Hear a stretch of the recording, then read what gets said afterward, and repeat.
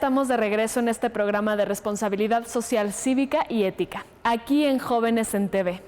Cosa que a mí, Pamela Rus, me da mucho gusto y me llena de orgullo. En esta ocasión, quisiera iniciar con la siguiente pregunta.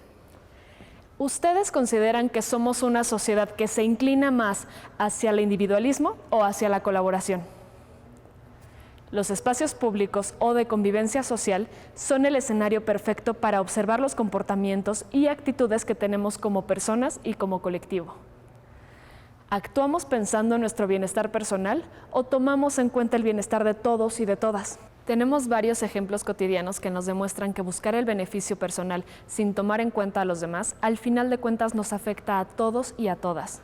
Es por ello importante reflexionar cómo nos relacionamos como sociedad y con nuestra comunidad y sobre todo, qué tipo de sociedad queremos ser.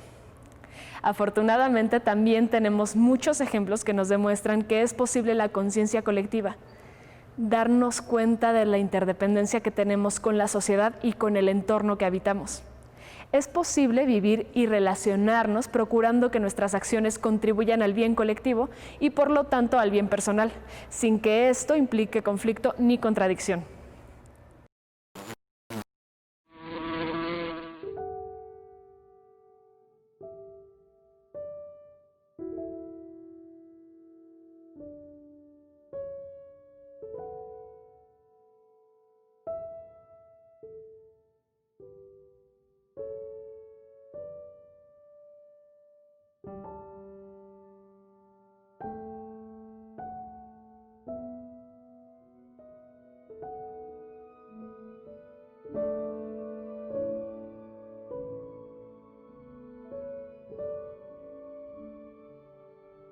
Es cierto, pienso en ejemplos en los que nos hemos relacionado de manera colaborativa, empática y solidaria.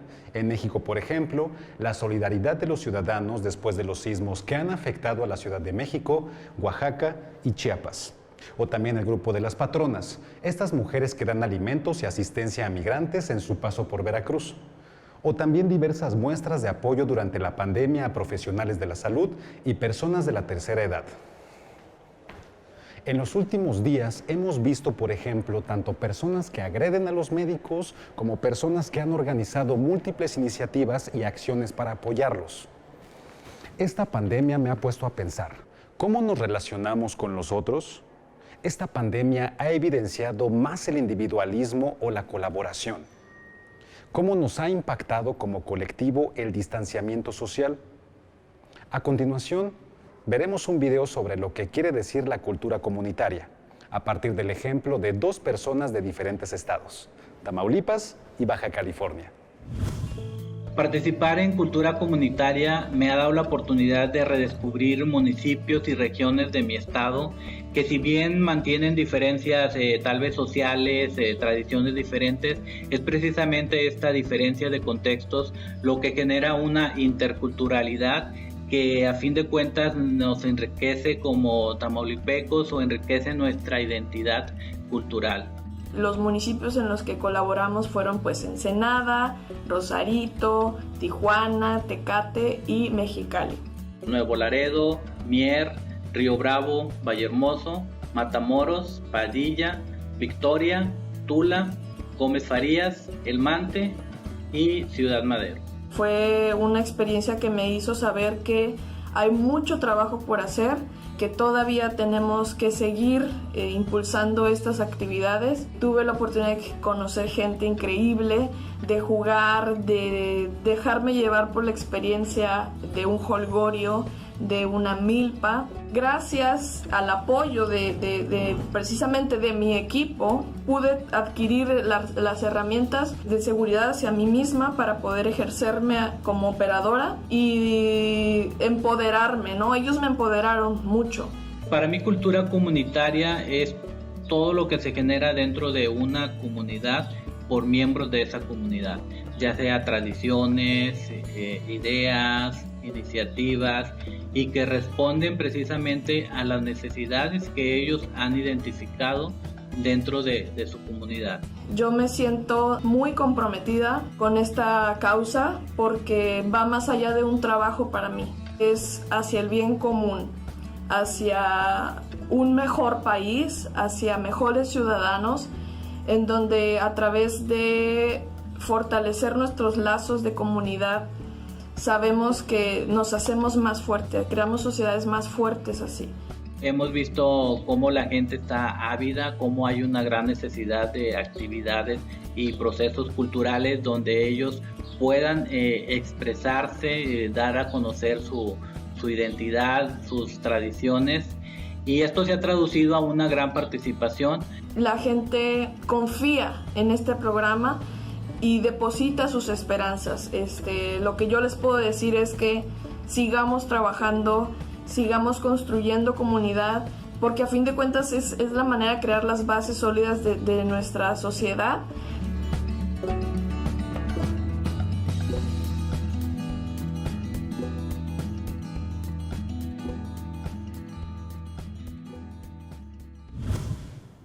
Después del sismo del 19 de septiembre del 2017, uno de los sismos más impactantes que México ha vivido, la sociedad en su conjunto se movilizó para brindar ayuda a los afectados. A pesar de que la respuesta solidaria de la ciudadanía inicialmente fue un tanto caótica, en la Ciudad de México la voluntad de ayudar desbordó la capacidad de organización y coordinación de las mismas autoridades. Frente a este panorama, el hashtag Verificando19S conformó una red de personas y organizaciones que mediante una plataforma electrónica verificó y organizó las necesidades de los rescatistas para que la población aportara voluntariamente los insumos indispensables para salvar a quienes estaban atrapados bajo los escombros. El manejo de información y tecnología fueron cruciales para dar orden al caos. Con un equipo de trabajo conformado por más de 500 personas voluntarias, se procesaron más de 20,000 datos. Se unificaron 8 mapas y la ciudadanía tuvo una plataforma para reportar derrumbes o necesidades de centros de acopio y albergues. La juventud jugó un papel crucial en esta iniciativa. Identificaron las necesidades, aprendieron sobre la marcha a comunicar y a escuchar las necesidades propias y de la sociedad afectada. Y fueron tomando decisiones, establecieron acuerdos, se organizaron y lograron la meta común, dar respuesta a una necesidad social frente a la emergencia. Veamos el siguiente video.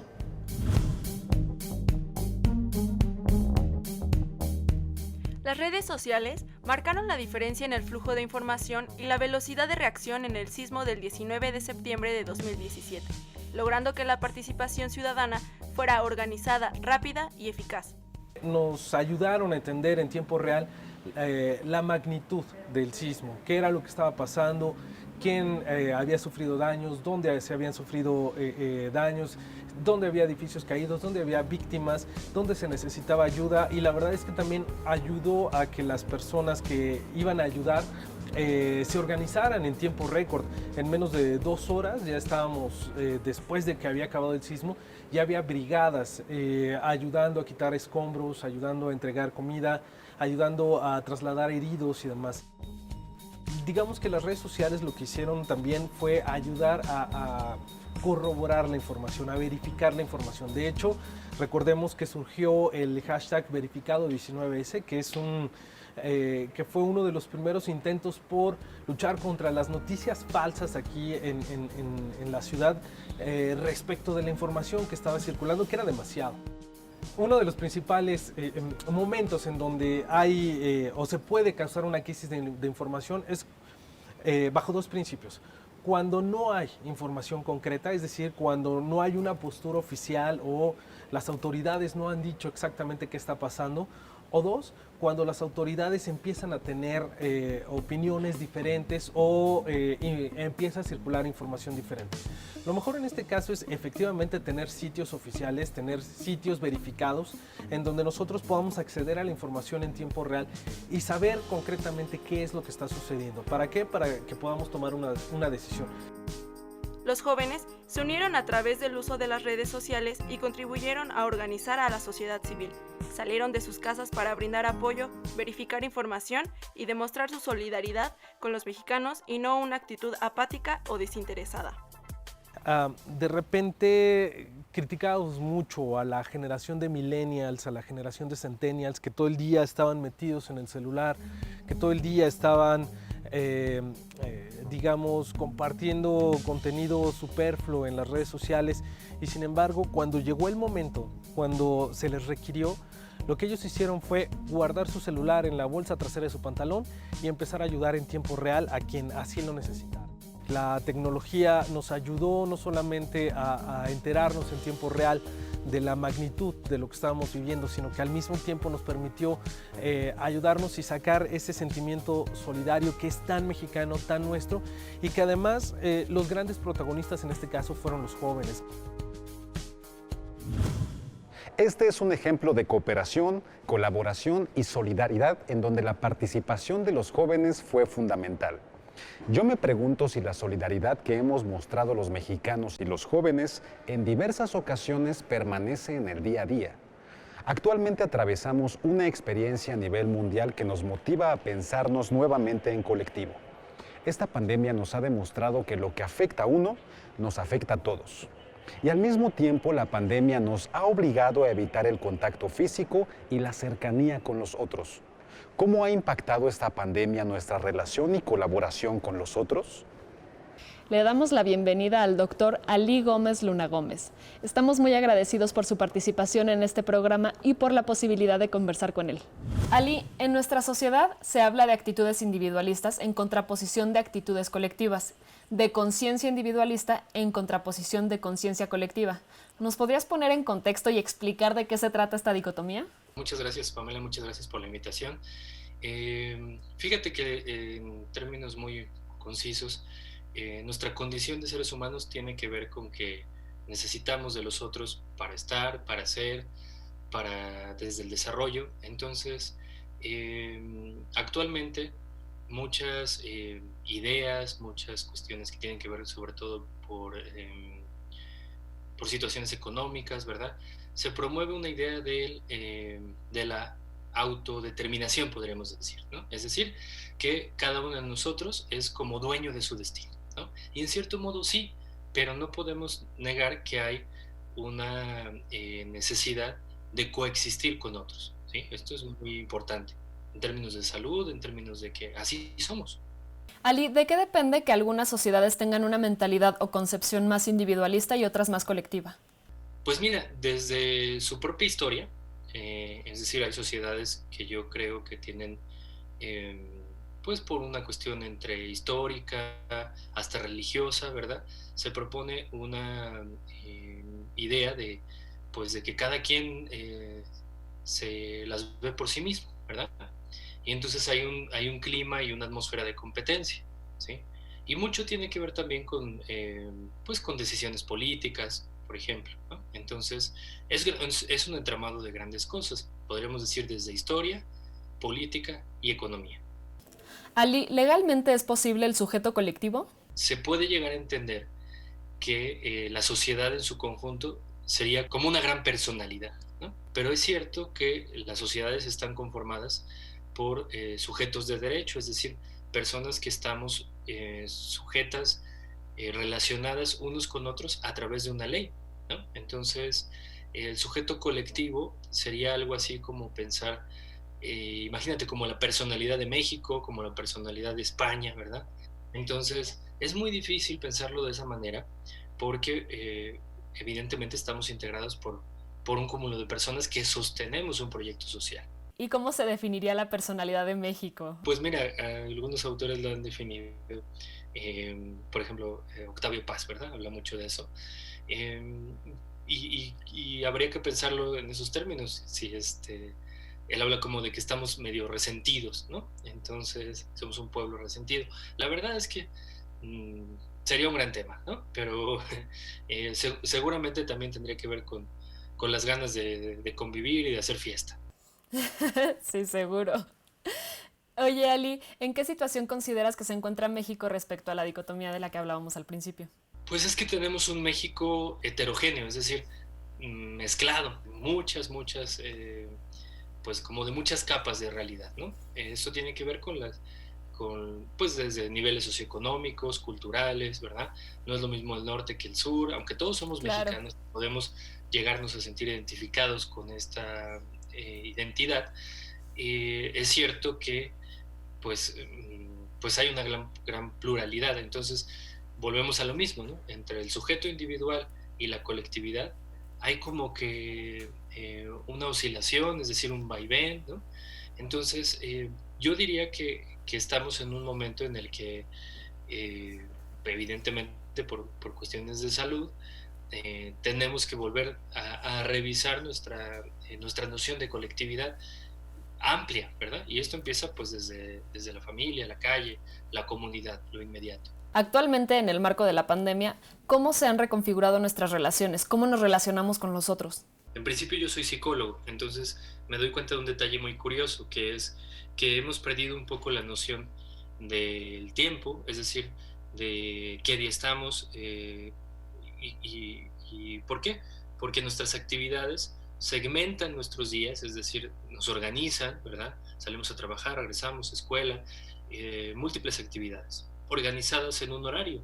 Entonces, cuando todo esto parece difuso, ¿no? Confuso, entonces hay una sensación como muy de pérdida de noción del tiempo, ¿verdad? Y esto impacta de una manera muy peculiar en la salud de las personas, salud emocional, quiero decir, y esto también conlleva a una cierta sensibilidad al vínculo, a la interacción con los demás, y qué decir, bueno, cuando hay oportunidad de tener, digamos, conexión y comunicación a través de medios digitales, pues también batallamos siempre con eso, ¿no? Pero además, imagínate pues las implicaciones afectivas que esto conlleva, ¿no? Como la pérdida de noción del tiempo, ¿sí? Híjole, sí está súper difícil y además es muy evidente, creo que en todas las personas me ha tocado platicar con mi mamá y hasta con personas en la calle, ¿no? Que te dicen, híjole, ¿y qué día es hoy? Sí, ¿qué día es hoy? ¿Cuánto tiempo llevamos de resguardo? ¿Cuánto tiempo va la pandemia? ¿Ya pasó todo el año? No sabemos, es una sensación como de tristeza, pérdida de noción del tiempo, casi que de la realidad un poquito. Y justo como lo venías mencionando, esta forma de relacionarnos con el otro, ¿qué efectos ha tenido y cuáles podría tener a futuro? Pues mira, a futuro no lo sabemos realmente, pero cuando estamos expuestos durante bastante tiempo a una cierta dinámica, ¿verdad? Podemos llegar a generar hábitos, podemos llegar a generar una cierta extrañeza. Hay personas que dicen, yo ya sí me quedo, ¿no? Yo ya sí me quedo.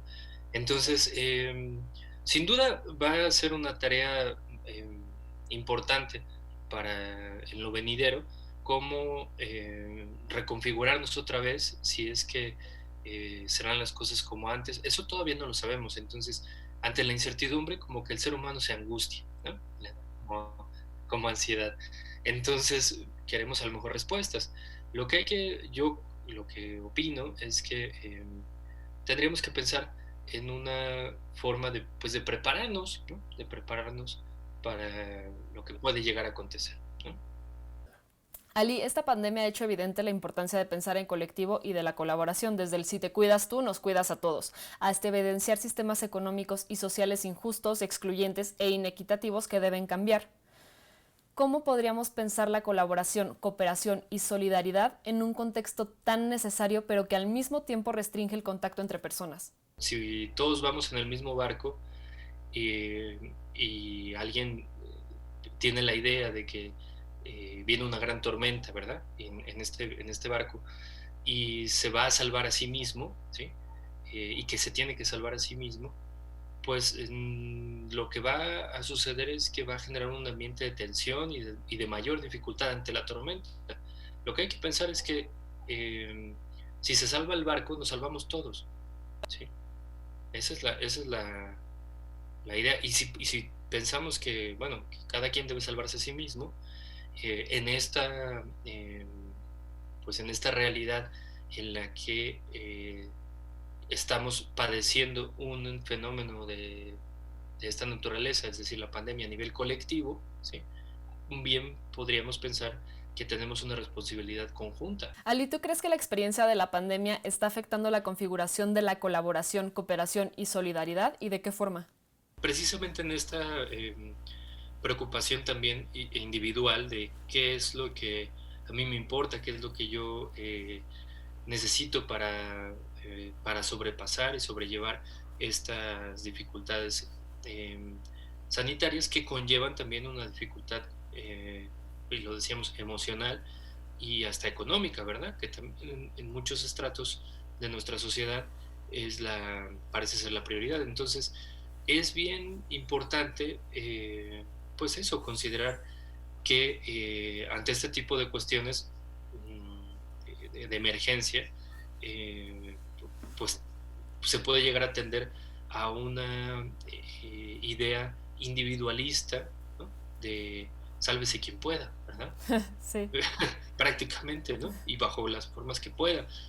Sí, pero eso lleva a una preocupación tan grande, es decir, pensar que cargar uno de sus propios problemas y no poderse apoyar a otro también es una especie de arma de doble filo, pensar las cosas de manera tan individualista.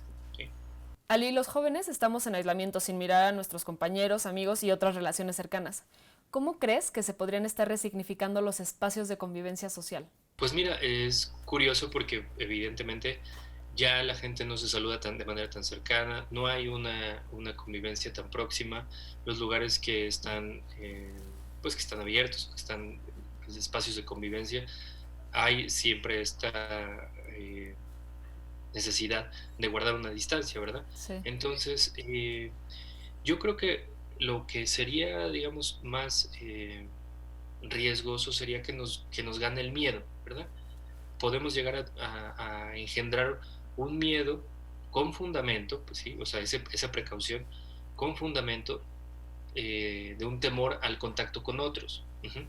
Pero lo que sería muy difícil sería que ese miedo nos controle, nos domine y al final de cuentas se pueda generar un fenómeno emocional, social, ¿no? Donde pues tengamos una convivencia, pero que eso no habría que entenderlo como un miedo al contacto, ¿no? Como un miedo a los demás, como un miedo a la convivencia, ¿sí? Porque una persona que vive con miedo, pues vive sobre todo en una especie de cárcel. Ali, ¿cómo podríamos los jóvenes analizar y hacer frente a los retos que esta pandemia ha impuesto en términos de colaboración? Pues precisamente creo que tiene que ver con tener una conciencia más de nuestra condición humana de colectividad, ¿sí? Del cuidado de uno mismo en función de nuestros vínculos. Si cuidamos nuestros vínculos, también cuidamos de nosotros mismos. Y más allá de las recomendaciones de salud que seguramente hay, ¿no? de activación física y demás, pues me gustaría pensar que es precisamente no dejarnos llevar por un temor tan fuerte que incapacite, que dificulte o que no nos deje pensar con claridad o disfrutar la vida, que es todavía más triste. Claro. Pues sí, Ali, me quedo con eso, con el no tener miedo y que no sea por el hacernos valientes y salir sin cubrebocas a la calle, ¿no? Que sea... Sí, claro, ¿no? O sea, no hay que demostrar nada, ¿no? Bueno, creo. Entonces, pues eso es lo que yo podría reflexionar al respecto. Claro. Muchísimas gracias, Ali, por tu tiempo, por esta reflexión y por todo este espacio que nos das para platicar contigo y saber un poquito más acerca de este tema de colaboración y convivencia. Al contrario, muchas gracias.